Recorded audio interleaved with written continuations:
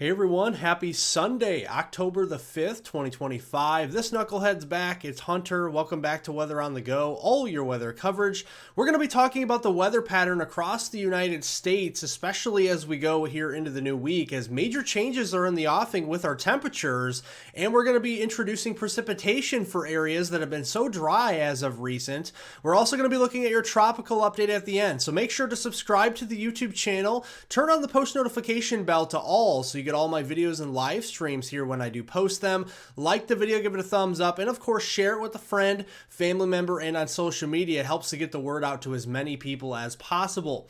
So first, for our temperature anomalies, it is a warm Sunday here for October standards for the middle of the country and over here into the Northeast. Also, Ontario, Quebec, we are about 35 degrees above normal of where we should see our temperatures here on October 5th. In contrast, across the western third of the nation, back here to the Rockies and the West Coast, that's where temperatures are below normal. So the cooler air is on the way, and let's show you that here. As we go into the day on Monday, you can see that cooler air pressing to the east, knocking down those above normal temperatures, and by the middle of the week, it will be pretty cool out there in the eastern U.S., up into the Great Lakes and into Quebec and eastern Canada. But then we're going to have a little bit of a moderating trend towards the end of the week. Maybe not as warm as what we have been, but a little bit of a warmer trend as we head towards next weekend. So let's look here at our temperatures this afternoon for your Sunday, October 5th. We're going to be seeing some upper 80s, in fact, and closing in on the Chicagoland area, 86 in Des Moines, 87 in St. Louis, and 90 down here into the Oklahoma City area this afternoon. Watch as we start to peel away at those heat values as we go into Monday, right? We're going to be seeing 60s, if not 50s for highs from portions of Kansas and Nebraska up into the upper Midwest there. And then as we go into Tuesday, cooler air continuously overspreading the central and eastern U.S. Now we're into the mid 60s for highs there in Chicago, which as this point, 2 days ago, right? It's Tuesday, October 7th, 2 days ago, which is today, we're in the upper 80s. So a 20-degree temperature swing there in places like Chicago. And then as we go into Wednesday, same deal. And then Thursday, Friday, we're going to start to moderate our temperatures, but although into the upper 70s. So we're not going to see any 90s or anything like that in the Midwest.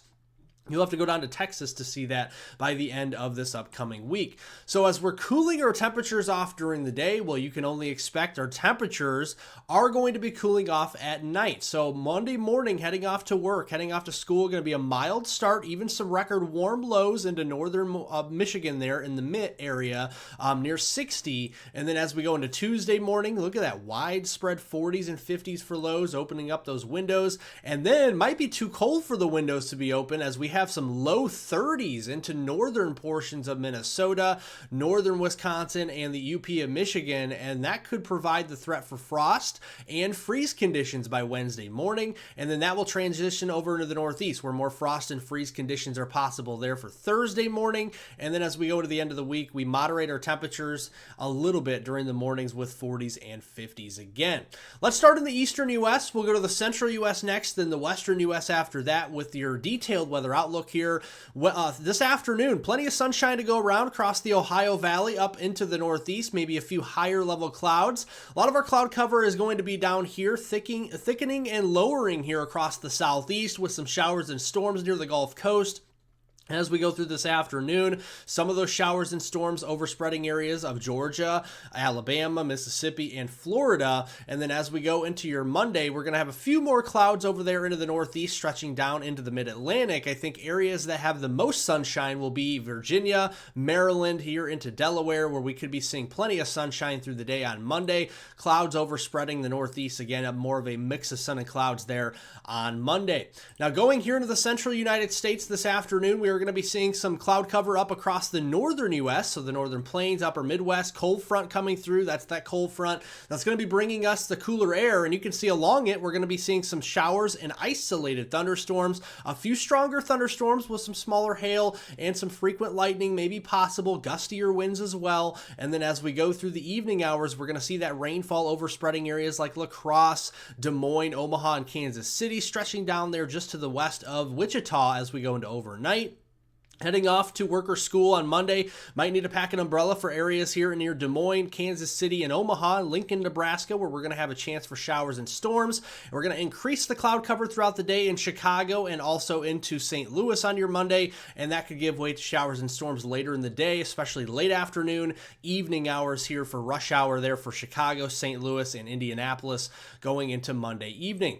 Western U.S. we go. Plenty of sunshine across the desert Southwest. If you're in San Diego, Vegas, into Phoenix, or Albuquerque, Denver, we're going to be seeing plenty of sunshine here through your Sunday. Maybe starting to increase the cloud cover in Denver later this afternoon with the disturbance moving across the Rockies. Higher elevation snow there for southern Montana, Wyoming down there into northern Colorado, and then we're going to see plenty of sunshine for the Intermountain West as we go into the day on Monday here with barely any cloud cover to go around out here. Now, rainfall amounts taking you through 7 a.m. on Saturday, October 11th. It is pretty sparse and few and far between. We have a couple things happening here. We got a storm system in the southeast bringing us some much needed rainfall there into parts of the Tennessee Valley, perhaps. And then we have a cold front bringing much needed rainfall to the Midwest, although we still need more rainfall.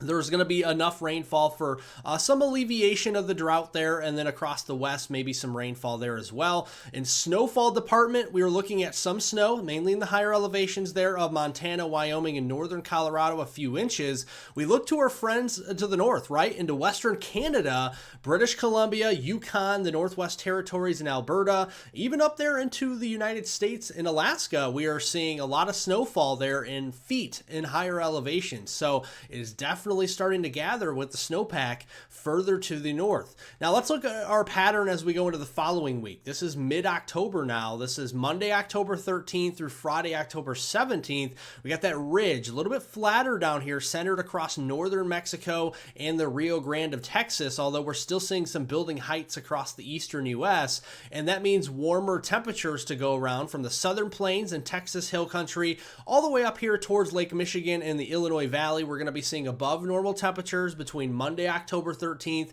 and Friday, October 17th. A little bit cooler with the trough coming in across western Canada and the western third of the United States next week. And we are going to be introducing more precipitation opportunities for areas in the Midwest down into the desert Southwest. And those are areas that need some much needed moisture. A little bit drier still, though, from Texas up there through the Ohio River Valley in the interior sections of the Northeast. Some of these areas need rainfall. We may have to wait a little bit longer. But just looking at the deterministic models, the European model from October 13th through the 17th, another major storm system could bring some healthy rains across the middle of the country. The GFS model is also in tandem, although differing in the placement and strength of that system there. We'll be keeping an eye on it for the central U.S. heading into mid-October. Let's turn over now and talk about your tropical update. Continuing to watch an area here into the main development region, having a 70% chance of development. This system is pretty far south, one of the furthest south systems we have seen thus far this season. And you can see the cone is covering the northern part of the Leeward Islands in that 7-day track. So we look here at the potential tracks with this system. This is the European ensemble. Notice how far south it is here over the next 3-4 days. And then it starts to pop a little bit further north and west as we go here into day 6 and day 7, which would be around a week from today. So that would be around next Saturday, next Sunday. And you can see that starts to get closer there to the northern part of the Leeward Islands.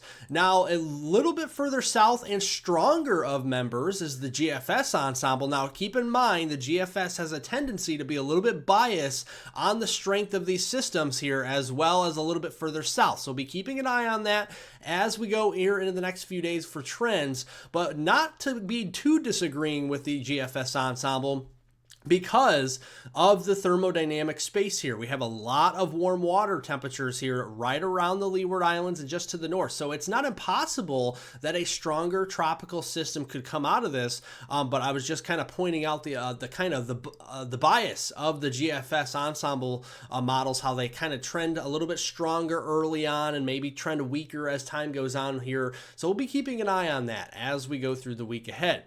The East Pacific is pretty busy right now we have Hurricane Octave. We also have Tropical Storm Priscilla, and the Priscilla is going to spread moisture up. That's our next major system in the central U.S. we're just talking about. That moisture source is going to come from Priscilla for mid-October. So that's going to recurve back toward the United States, and then right on its heels, we have a medium chance of another system developing there in the East Pacific near the Mexico coast. So there's Priscilla, there is Octave. And then there's another tropical wave moving across Central America gyre as we go into the middle of October. There's Priscilla. You can see kind of paralleling the Baja of California and then starting to weaken, but recurve that moisture back up there toward Arizona and into Utah and areas of Colorado and New Mexico. So the Four Corners region going to get some healthy rainfall from this once some of that moisture recurves back into the United States. And that will help to fuel the fire, if you will, for another storm into the central United States by mid-October, which could be our next major storm system. Well, if you did enjoy the weather forecast, I encourage you to subscribe to my YouTube channel and we'll follow along with all of my detailed weather updates here. If you found my information here on these videos informative, life-saving, encouraging for you to watch more videos, make sure to subscribe to the channel. Turn on the post notification bell to all so you get all my videos, all my live streams here when they are posted. Of course, like the video, give it a thumbs up, share it with a friend, family member, and on social media. It was great seeing you all back here on this Sunday, October 11th. We'll do it again tomorrow. Thank you all for watching. Thanks for the support, everybody, and I hope everyone has a wonderful and safe rest of their weekend out there.